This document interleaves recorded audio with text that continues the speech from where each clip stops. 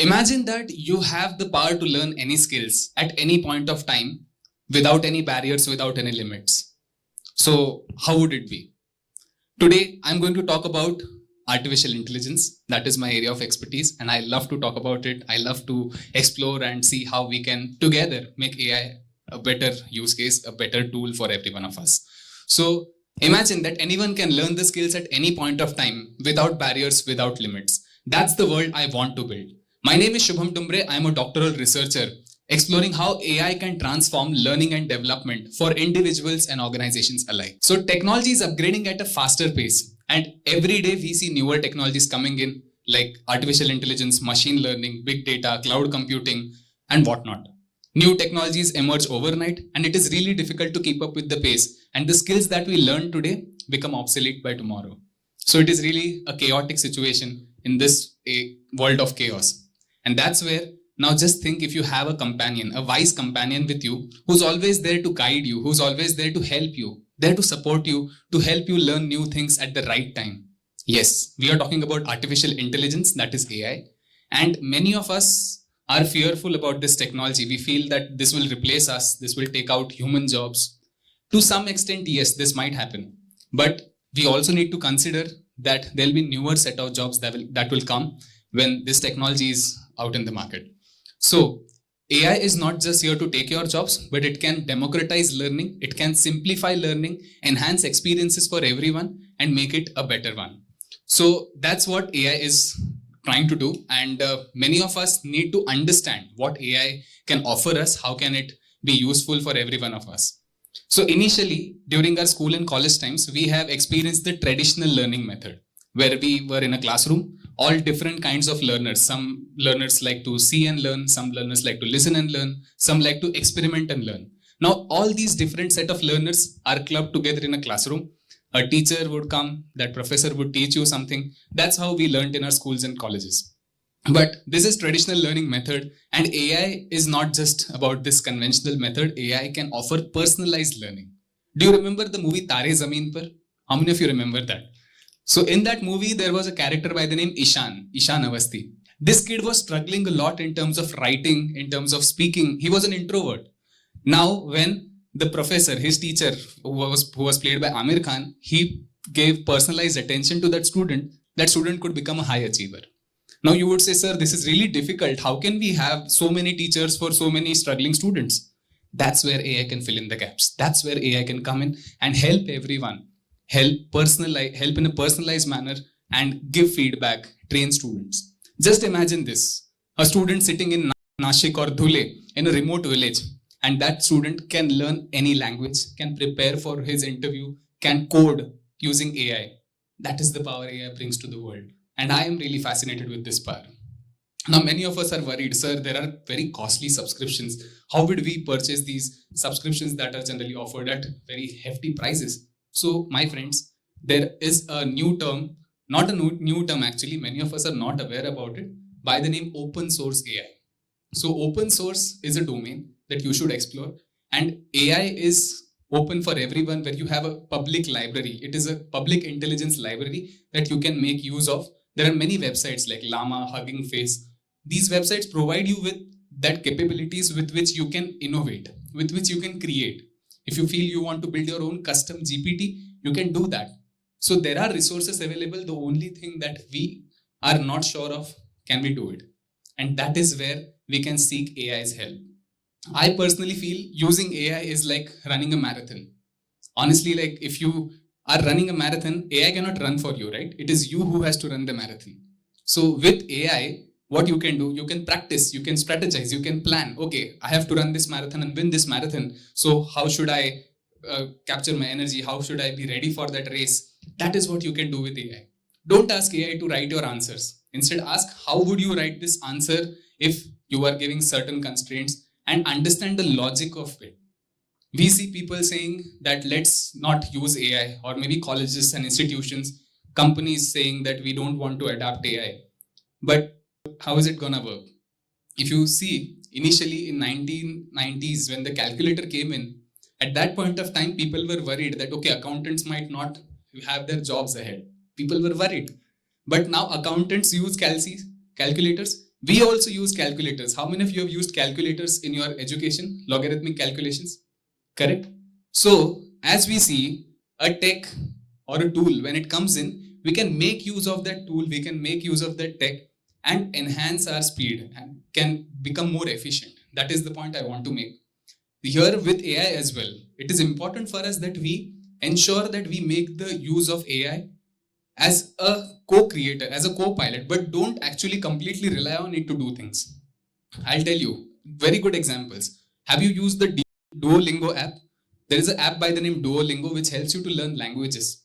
Now, this app has integrated ChatGPT, and what it does, it gives you personalized feedback on how are you speaking that language, and it can put you in different scenarios. By scenarios, I mean to say, let's say you are learning Japanese language. Now, in order to practice Japanese language, what would you do? You would read some sentences in general, right? If you are in a normal traditional method. Here, Duolingo offers you a simulation.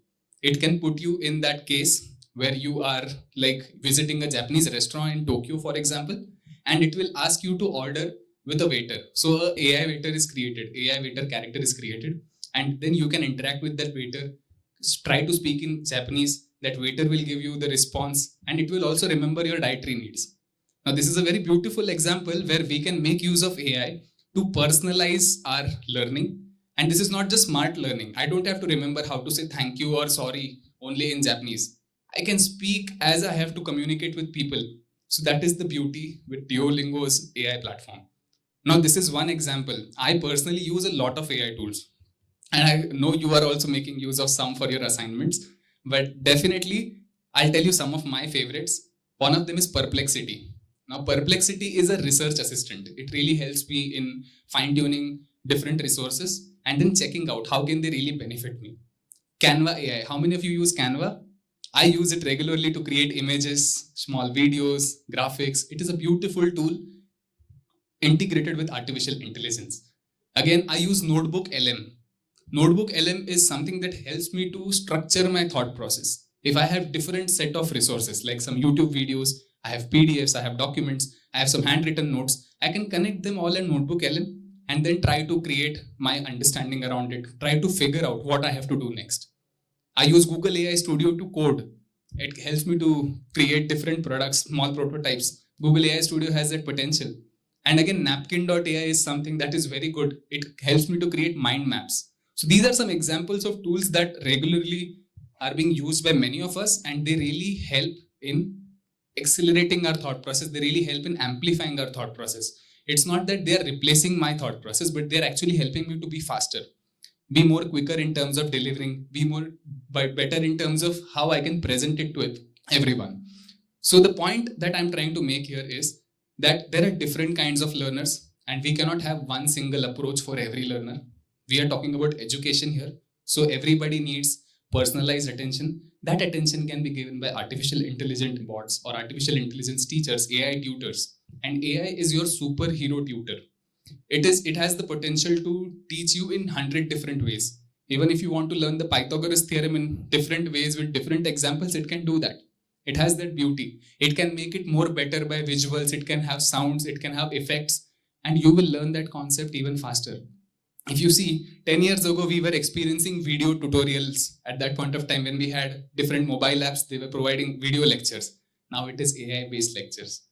So the time is moving ahead at a faster pace, and it is very important for us that we keep up with the shaping newer landscape.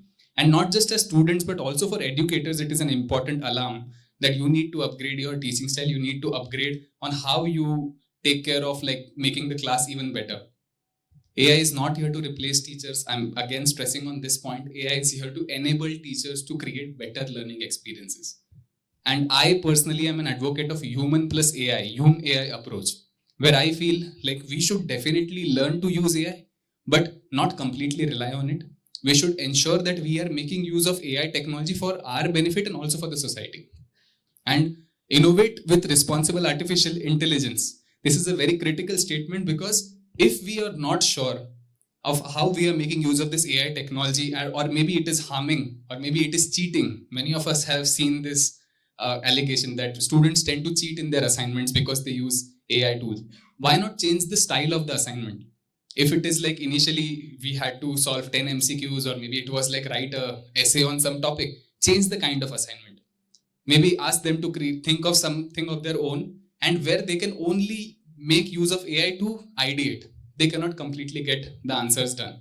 Here you can have projects which are collaborative. Here you can have different new skills that they have to learn. And this is what educators need to actually think of, like how can they create better experiences for students, and also students should also be made aware of the different challenges. I'm not saying AI is perfect.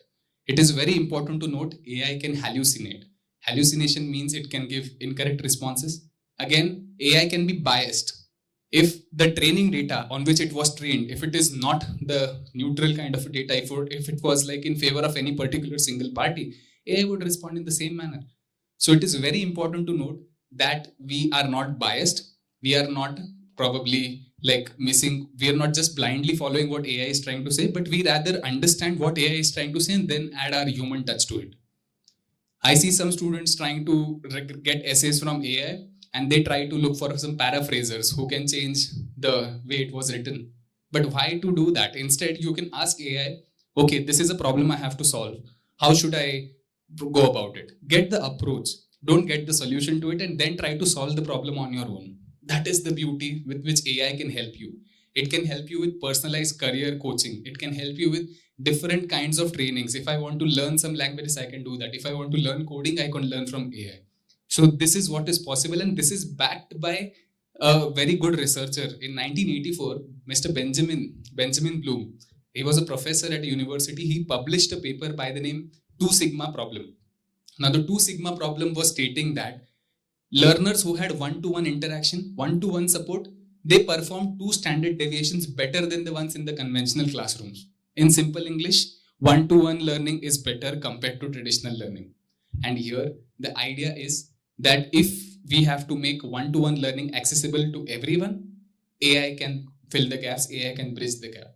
So it is not about getting fearful about a newer technology which is faster, which is efficient. It is a human creation after all, okay? So we need to ensure that we keep making use of this technology responsibly, ethically, and also we should be aware of the different challenges that this technology can bring ahead of us. Biases, hallucinations, fabrications, a lot of challenges. My intent behind this topic was to make everyone aware that don't worry about AI, and don't worry about that statement that AI will take your job, because it's not AI that will take your job. Someone using AI will take your job. So you need to be ensuring that you are learning different skills, upgrading your knowledge, keeping yourself updated with the latest trends. And I feel AI should be accessible to everyone, right? From urban areas to rural areas to like the ones with special abilities, disabilities. It should be accessible to everyone. Because when AI, for me, the full form of AI is not artificial intelligence, it is all inclusive. And it is super important that AI becomes accessible to each one of us. So today, if I see in this particular room, if there are 10 people who are thinking of some idea, but they are worried, oh, we don't have the budget to do it, then maybe there can be an AI tool. There can be an open source AI tool, which can amplify their speed, which can help them to get started. And once you are there, once you have done something, once you have created a prototype, then why not go ahead with it and take it to the next level? We are always worried about there are no jobs, but why to worry about jobs if we can create our own ecosystem? Why can't we do something on our own? Why don't we trust our own selves? We are studying so much. I have studied like for more than 23 years now. I'm pursuing my doctorate. And here I still stand and say that I should try something of my own. We should build this confidence with AI. We should build this understanding with AI that we also can try something. We can also do something. And then we can, of course, be the beacon of light which can help everyone. This is a really big mission. I feel every one of us should try to be aware of the different aspects. There are cybersecurity concerns associated with AI. There are bias concerns, but ensure that you make use of AI responsibly, ethically, and don't completely blindly rely on it. That is one thing. Secondly, ensure that you are following the HumAI approach. That is the human plus AI approach. Become AI proof. Don't worry that tomorrow if AI comes in and if there is no job left, then what will I do? Be ready from now. Learn simple concepts. Try to make use of AI in your regular learning. So I'll give you an example. When I was thinking of this talk, I did not write any script as such. I opened some tool and I was just conversing with AI. So what do you think? What should I do? This is how I interacted with that AI model, and it helped me to curate my ideas. Later, I checked on some research reports. Using Notebook LM, I could figure out different data sets. And I also came across one interesting fact that around 2030, about like when we'll reach 2030, by then, around 50% of employees will need to reskill because their skills that they currently have won't be relevant at that point of time. So, how to process different data sets, how to take decisions better, this is what AI can help you with. And I personally would like to say, make use of AI responsibly, become AI proof, develop your skills in AI, and ensure that you are helping the society, ensure that you are making use of AI responsibly and for the betterment of the mankind. Thank you so much.